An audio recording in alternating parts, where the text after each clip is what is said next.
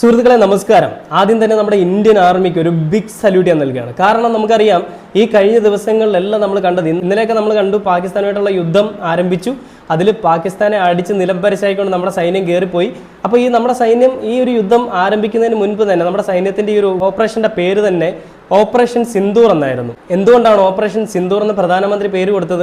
അതിന് നമ്മുടെ ഇന്ത്യൻ പ്രധാനമന്ത്രി ശ്രീ നരേന്ദ്രമോദി തന്നെയാണ് പേര് നാമകരണം ചെയ്തത്. എന്തുകൊണ്ടാണ് ഈ ഓപ്പറേഷൻ സിന്ദൂർ എന്ന് പേര് കൊടുത്തത്? നമുക്കറിയാം, പഹൽഗാമിൽ ഈ പറയുന്ന 4ഓളം വരുന്ന തന്തയില്ലാത്തവരെ ഇറങ്ങി കൊന്നുകളഞ്ഞത് 20 അല്ലെങ്കിൽ 25 മുകളിലുള്ള ആളുകളെയാണ്. ആ കൊന്നുകളഞ്ഞ ആളുകളെല്ലാം അവരുടെ ഉറ്റവരുടെ മുൻപിൽ വെച്ചാണ് അവരുടെ ജീവൻ പോയത്. അവർ താലി കെട്ടിക്കൊണ്ട് വന്നിട്ട് 6 ദിവസം മാത്രമായിട്ടുള്ളൊരു പെൺകുട്ടി ഉണ്ടായിരുന്നു അവിടെ. കല്യാണം കഴിഞ്ഞ് അവരുടെ ഹണിമൂൺ ആഘോഷിക്കാൻ വേണ്ടി ബൈസരൻ വാലിയിൽ പോയതാണ്. തൻ്റെ കൺമുൻപിൽ ജീവനറ്റ തൻ്റെ പ്രാണനായ എല്ലാം ആവേണ്ടവൻ്റെ ശരീരം കണ്ടുകൊണ്ട് വിൽക്കാതെ, അല്ലെങ്കിൽ അതിനെപ്പറ്റി ചിന്തിക്കാൻ പോലും സാധിക്കാതെ വിഷമിച്ച് ഒരു മൗനം പാലിച്ചിരിക്കുന്ന ഒരു സ്ത്രീയെ നമ്മൾ കണ്ടതാണ്. ആ സ്ത്രീയുടെ കയ്യിലെ മൈലാഞ്ചി പോലും പോയിട്ടില്ല ആ കല്യാണത്തിനിട്ടത്. അതേപോലെ ആ സ്ത്രീയുടെ നെറ്റിയിൽ അദ്ദേഹം അണിഞ്ഞ സിന്ദൂരം, ആ സിന്ദൂരം മായ്ച്ചു കളയേണ്ടി വന്നു. കാരണം തൻ്റെ ഉറ്റവനെ ഇവർ കൊന്നുകളഞ്ഞതിൻ്റെ പേരിൽ. അങ്ങനെ വിധവയാക്കപ്പെട്ട ആളുകൾക്ക് അവരുടെ നീതി വാങ്ങി കൊടുക്കാനായിട്ടാണ് നമ്മുടെ പ്രധാനമന്ത്രി മുന്നിലേക്ക് നിൽക്കുന്നതെന്ന് നേരത്തെ തന്നെ പ്രധാനമന്ത്രിയുടെ നിലപാട് അറിയിച്ചു.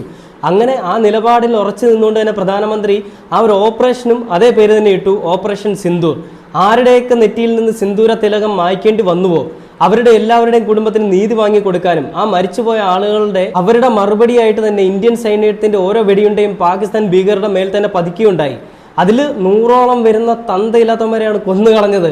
അത് ഒരുപാട് സന്തോഷിക്കാൻ പറ്റുന്നൊരു കാര്യം തന്നെയാണ്. നമുക്കറിയാം, വളരെ സ്വാഗതാർഹമായൊരു കാര്യം. ഇന്ത്യയിൽ ഇത്രയും സന്തോഷത്തോടുകൂടി ജനങ്ങൾ കണ്ടിട്ടുള്ളൊരു കാര്യം വേറെ ഇല്ല. നമ്മുടെ കൂട്ടത്തിലുള്ള ഇന്ത്യയിൽ കയറി കളിച്ചിട്ട് അവന്മാർ കൊന്നുകളഞ്ഞത് 30ഓളം വരുന്ന ആളുകളെ ആണെങ്കിൽ എണ്ണി എണ്ണി എണ്ണി അവന്മാരിലുള്ള ഓരോരുത്തന്മാരെയും തീർത്തിട്ടുണ്ട് നമ്മുടെ സൈന്യം. 100ൽ കൂടുതൽ ആളുകളായിട്ടുണ്ടാവും. ഇപ്പോൾ കഴിഞ്ഞ ദിവസങ്ങളിൽ കണ്ടൊരു കണക്കാണ് 100 പേരെന്നുള്ളത്. ഇന്ത്യൻ സൈന്യം എന്നിട്ട് അത് പബ്ലിഷ് ചെയ്യുകയും ചെയ്തു, ഞങ്ങൾ നീതി നടപ്പിലാക്കി എന്നുള്ളത്. എന്നിട്ടും അവർ നിർത്തിയിട്ടില്ല. ഇനി ഈ തന്തയില്ലായ്മ പാകിസ്ഥാന്റെ ഭാഗത്തു നിന്ന് ഉണ്ടാവാൻ പാടില്ല എന്നുള്ള ഉറച്ച താക്കീത് കൊടുത്തുകൊണ്ട് തന്നെ ഇന്ത്യൻ സൈന്യം കയറി അടിക്കാൻ തുടങ്ങി. ഒരു സൈഡിൽ നിന്ന് അടിച്ചടിച്ചടിച്ച് അവന്മാരുടെ വീടുകൾ കയറി തകർത്തു. അങ്ങനെ ഭീകരരുടെ എല്ലാ കേന്ദ്രങ്ങളും ഇവർ തകർത്തുകൊണ്ട് ഇന്ത്യൻ സൈന്യം നല്ല രീതിയിൽ മുന്നോട്ട് പോകണം. അതിലിടെ കുറെ ആളുകളുടെ ജീവൻ പോയി. അതും ധീര ജവാന്മാരായിട്ട് തന്നെയാണ് അവർ വീരമൃത്യു വരിച്ചത്. എന്നിരുന്നാൽ പോലും പാകിസ്ഥാനിൽ ഈ പറയുന്ന തന്തയില്ലാത്തവരെ, തന്തയ്ക്ക് മുൻപുണ്ടായവരെ കൊല്ലാനായിട്ട് നമ്മുടെ ഇന്ത്യൻ സൈന്യത്തിന് സാധിച്ചു. അതിനുവേണ്ട പൂർണ്ണ പിന്തുണ നമ്മുടെ സർക്കാർ കൊടുത്തു എന്നുള്ളത് വളരെ സ്വാഗതാർഹമായ ഒരു കാര്യം തന്നെയാണ്, അല്ലെങ്കിൽ വളരെ അഭിനന്ദനാർഹമായ ഒരു കാര്യം തന്നെയാണ്. എന്തൊക്കെ രീതിയിൽ പാകിസ്ഥാൻ തയ്യാറെടുപ്പുകൾ നടത്തിയോ ആ തയ്യാറെടുപ്പുകളെ എല്ലാം ഇന്ത്യ വെറും നിഷ്പ്രയാസം തകർത്ത് കളഞ്ഞു എന്നുള്ളത് സത്യമാണ്. നമ്മൾ വീഡിയോ ഒക്കെ കണ്ടാണ്. ഈ എയർ ഡ്രോൺ വഴി അവന്മാർ ഈ പറയുന്ന ആക്രമണം നടത്താൻ ശ്രമിക്കുകയും മിസൈൽ ഉപയോഗിക്കുകയൊക്കെ ചെയ്തു. അതെല്ലാം അടിച്ചു പരത്തി കളഞ്ഞു എന്നുള്ളതൊക്കെ നമ്മൾ കണ്ടാണ്. പക്ഷെ അതിനിടയിൽ നിരപരാധികളായിട്ടുള്ള ഒരുപാട് ആളുകൾ മരണപ്പെടുകയും ചെയ്തു. നമുക്കറിയാം, ഏതൊരു വിഷയം നടന്നാലും അത് ആദ്യം ബാധിക്കുന്ന നിരപരാധികളെ തന്നെയാണ്. എന്നിരുന്നാൽ പോലും ഈ പറയുന്ന പാകിസ്ഥാനിലെ ഈ പറയുന്ന തന്തയില്ലാത്തവരെ കൊല്ലാനായിട്ട് നമ്മുടെ ഇന്ത്യൻ സൈന്യം മുന്നിലേക്ക് കയറിയപ്പോൾ പാകിസ്ഥാൻ ശരിക്കും ആദ്യം തന്നെ പേടിച്ചു എന്നുള്ളത് നമ്മൾ എല്ലാ വീഡിയോയിലും കണ്ടതാണ്. ഈ സൈഡിലൊക്കെ നമുക്ക് നോക്കി അറിയാൻ സാധിക്കും ഓരോരോ നിലപാടുകൾ നമ്മുടെ സർക്കാരിൻ്റെയും അതേപോലെ തന്നെ നമ്മുടെ കായികപരമായുള്ള രംഗത്ത് നിൽക്കുന്ന ആളുകളുടെയൊക്കെ നിലപാടുകൾ നമുക്കറിയാം. അതിൽ മമ്മൂക്ക പറഞ്ഞൊരു വാക്കുണ്ട്, ഈ പറയുന്ന രീതിയിൽ നല്ല ശക്തമായ മറുപടി തന്നെ ഇവന്മാർക്ക് കൊടുക്കണമെന്ന് പറഞ്ഞിട്ട് മമ്മൂക്ക പറയുന്നൊരു വാക്കാണ്. അത് കേൾക്കുമ്പോൾ തന്നെ നമുക്കൊരു രോമാഞ്ചം വരും. നമ്മുടെ ഇന്ത്യൻ സൈന്യം നമുക്ക് കാവലായിട്ട് നിൽക്കുന്നതുകൊണ്ടാണ് നമുക്ക് ഒരു പ്രശ്നങ്ങളും ഇല്ലാതെ നമ്മളെല്ലാവരും സുഖമായിട്ട് ജീവിക്കുന്നത്.